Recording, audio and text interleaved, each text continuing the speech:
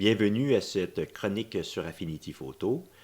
Nous allons continuer à intégrer des éléments à notre projet et cette fois-ci, je vais faire le menu Fichier pour ouvrir le projet et je vais utiliser Ouvrir un élément récent. Affinity Photo nous présente la liste des documents les plus récents sur lesquels on a travaillé et dans le cas qui moi m'intéresse, le document s'appelle maisonsoulier.affinityphoto. Alors j'ai juste à le sélectionner et il ouvre ce document-là qui est récent. Lors de la dernière chronique, on avait intégré le soulier. Cette fois-ci, nous allons intégrer le trottoir. Alors, on peut faire menu Fichier, Ouvrir,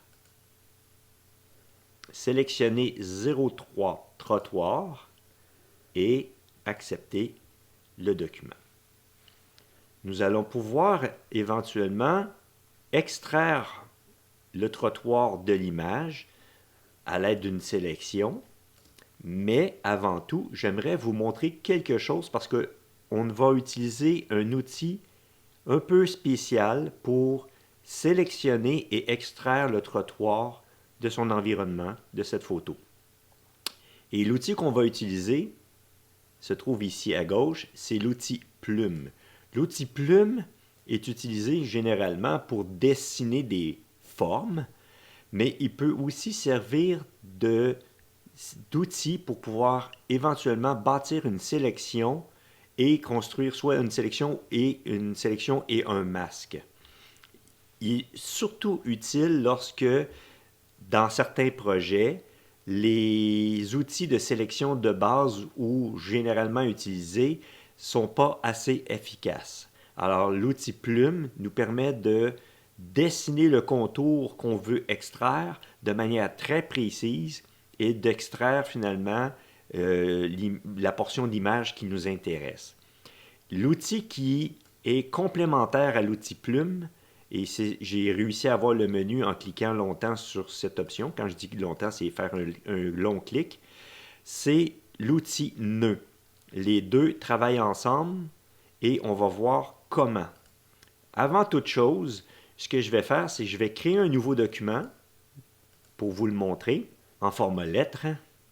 Voilà, créer un document, c'est une feuille blanche et je vais utiliser l'outil Plume ici. Si je prends exemple la taille comme ceci pour faire un test et ok, parfait, ça fonctionne. L'outil Plume, la façon qu'elle fonctionne, c'est basé sur ce qu'on appelle des courbes de Bézier. Alors, qu'est-ce qu'une courbe de Bézier? Ben, ce sont des courbes qui sont paramétrées et polynominales, puis qui ont été découvertes par un ingénieur français qui s'appelle Pierre Bézier. Alors, de là le nom de courbe de Bézier. Elles ont été inventées dans les années 60. Alors, comment fonctionne l'outil? Alors, c'est bien simple. Les courbes de Bézier fonctionnent avec des points et des courbes, comme vous pouvez le voir. Si je clique une seule fois, on a un point carré. Alors, ce sont des coins en angle qui sont créés. Okay? Si je clique seulement. Si, par contre, je clique et je glisse la souris, à ce moment-là, au lieu d'être un coin carré, un angle carré, on obtient des courbes. C'est ce qu'on appelle des courbes de Bézier et elles sont paramétrables grâce ici aux deux petites poignées qu'il y a après la courbe. Donc, on a ici le nœud, un nœud carré d'angle, un autre nœud carré d'angle, mais ici, c'est un nœud qui a été fait à partir d'une courbe. Alors, si je reclique dessus, on peut rebâtir la courbe, comme ceci. Je peux ajuster d'autres courbes, comme on le voit ici, ajuster des courbes, ajuster des courbes, ajuster des courbes, etc.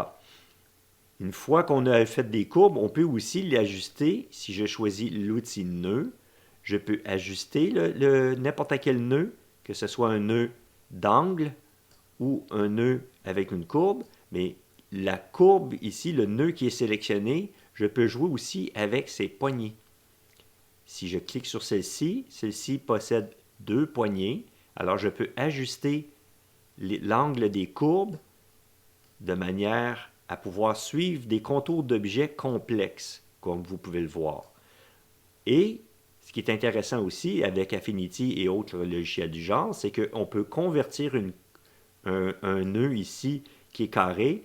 Si on va dans les outils d'en haut, on peut le convertir en courbe. Alors, le nœud peut changer d'un mode à l'autre et on peut ajuster avec les poignées de manière à pouvoir faire suivre des contours, etc., etc. Je vais convertir ce nœud en nœud pour les courbes et réajuster. Alors, comme vous pouvez voir, l'outil plume et nœud nous permettent de dessiner des formes assez complexes et c'est une manière de pouvoir aussi sélectionner des objets. Maintenant, un truc rapide, lorsqu'on travaille avec l'outil plume, lorsque l'outil plume est sélectionné, c'est de... Bon, je vais comme cliquer ailleurs, partir une nouvelle courbe. Ici, à partir de la fin de la courbe, puisque notre courbe était déjà sélectionnée, lui, il pense que je continue. Et si je veux faire un ajustement rapide et passer d'un outil à l'autre, je peux presser, pour Macintosh, je presse Commande et sur Windows, je presse soit Alt ou Contrôle, je ne me souviens plus trop, mais essayez l'un ou l'autre et vous allez voir que l'outil, lorsque je presse la touche et je ne le lâche pas, passe en mode de gestion de nœud. Alors je passe de plume à nœud si je touche la touche commande. Et voilà, on peut déplacer les poignées, on peut ajuster en tout temps nos paramètres. On peut même ajouter ou glisser ici un angle en plein milieu. Okay, on peut faire plein de travaux sur nos lignes grâce à l'outil nœud. Et on peut ajuster chacune des poignées aussi. Alors, pour travailler rapidement avec les courbes de Bézier, ce sont les outils nécessaires, la plume et l'outil nœud. Voilà.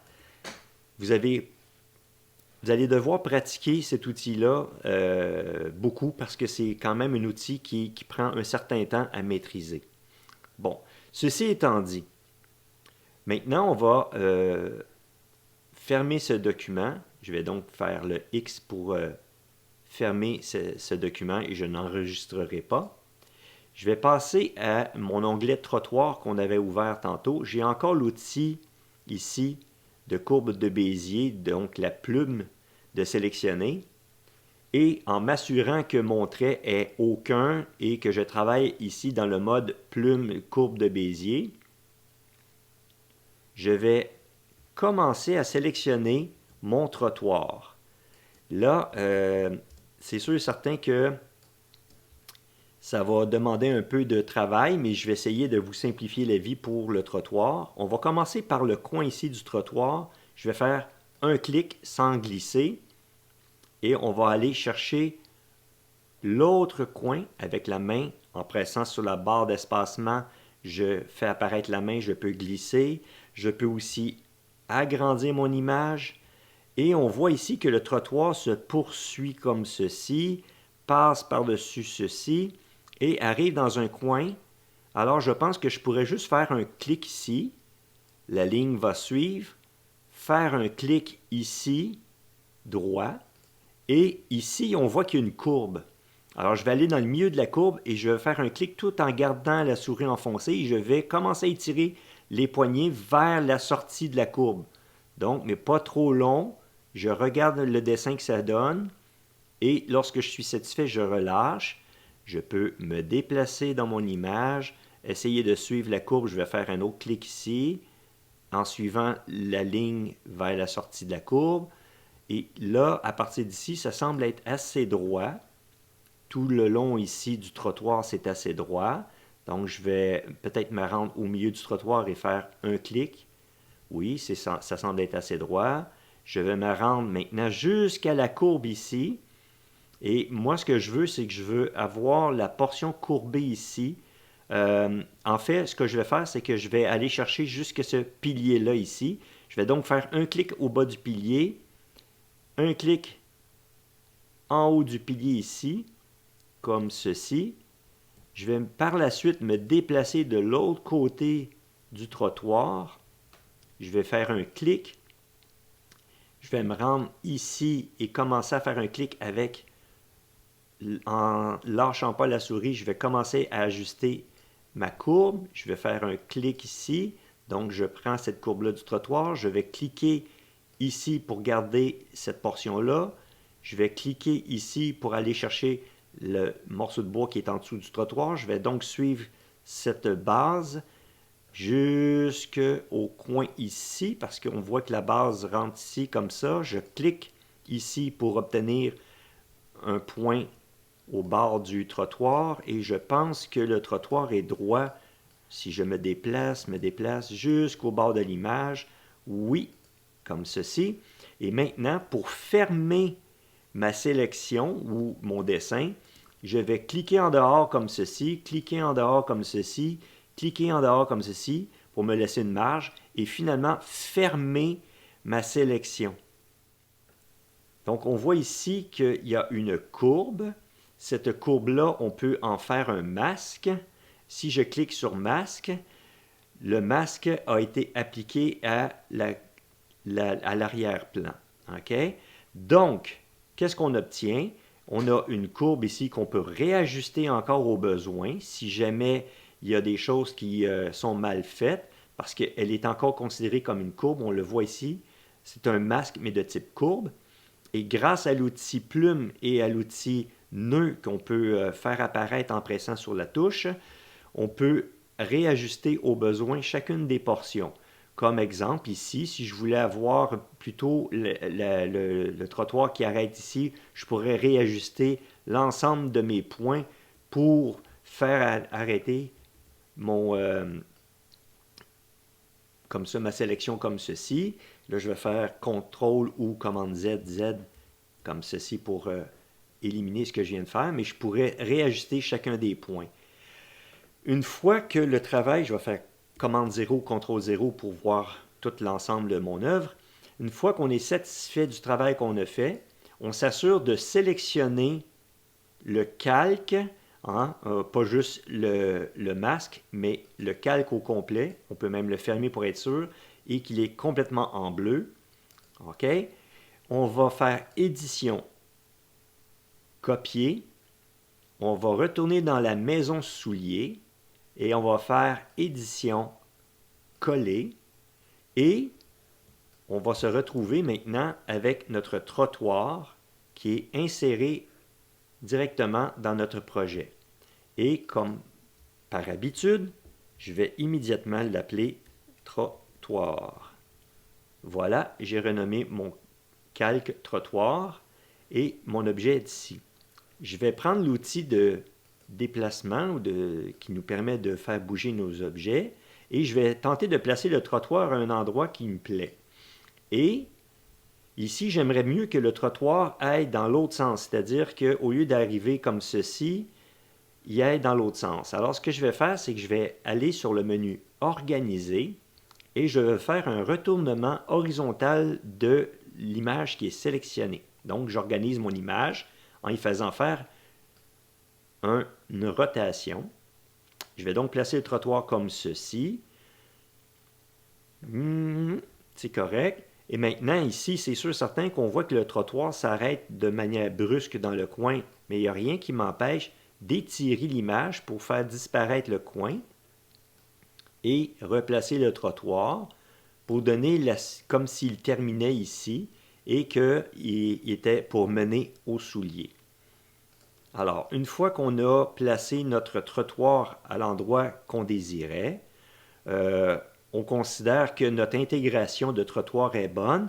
C'est sûr certain que on va avoir des ajustements à faire éventuellement, mais pour le moment, on dirait que le trottoir a vraiment été déposé dans notre image de manière naturelle et mène à notre chaussure maison qu'on va éventuellement compléter. Pour pratiquer vos courbes de Bézier avec l'outil plume, je vous donne un exercice à faire. C'est si vous allez sur le site internet sur lequel vous pouvez accéder aux chroniques, c'est-à-dire sur le site comme ceci, où ce qu'on voit les chroniques d'Affinity Photo, je vous ai laissé un puzzle. Ce puzzle-là ici pourrait vous aider à pratiquer vos courbes de Bézier. Alors, je vous invite à l'intégrer à votre projet ou dans un nouveau projet. Ce que je vais faire, c'est que je vais me bâtir un nouveau projet. Je vais faire Fichier nouveau. Je vais choisir, admettons, un format lettre. Vous pouvez choisir parmi n'importe quoi, là.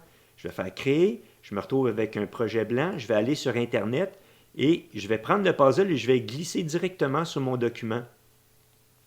Alors, à ce moment-là, Affinity Photo m'amène le document directement de Internet vers mon projet. On peut faire la même chose aussi lorsque on veut intégrer une image directement dans Affinity Photo. On peut le faire aussi directement de n'importe quelle page Internet. S'il y a des photos, qu'elles soient petites ou grandes, qu'on veut intégrer à un projet, on peut aller les chercher et les cliquer, les glisser dedans. C'est une manière rapide de pouvoir intégrer des images qu'on trouve sur Internet. Alors, je vous invite comme projet de contourer le puzzle en laissant que le noir à l'intérieur, c'est-à-dire en utilisant des courbes de Bézier pour pouvoir intégrer seulement que le noir dans du puzzle en utilisant les courbes de Bézier et les techniques que je vous ai montrées. Et par la suite, une fois que vous aurez maîtrisé justement ceci, vous devriez être en mesure de pouvoir vraiment mieux comprendre comment fonctionnent les courbes de Bézier. Et surtout, lâchez pas, je sais que ce n'est pas une notion facile à apprendre ni à comprendre, mais ça sera vraiment un atout. D'ailleurs, toutes les personnes qui travaillent dans le domaine justement des arts graphiques avec des logiciels tels que Affinity Photo, Photoshop ou Illustrator ou Designer ou bien d'autres logiciels du type utilisent des courbes de Bézier tous les jours. Alors, je vous invite évidemment à les maîtriser et comme ça, ben, vous allez pouvoir éventuellement réussir à réaliser des choses qui vous semblaient très complexes au début, mais que vous allez voir, vous allez maîtriser éventuellement. Alors, je vais finaliser ici le découpage. Je vais accélérer la vidéo et vous allez voir à la fin quel résultat vous devriez avoir.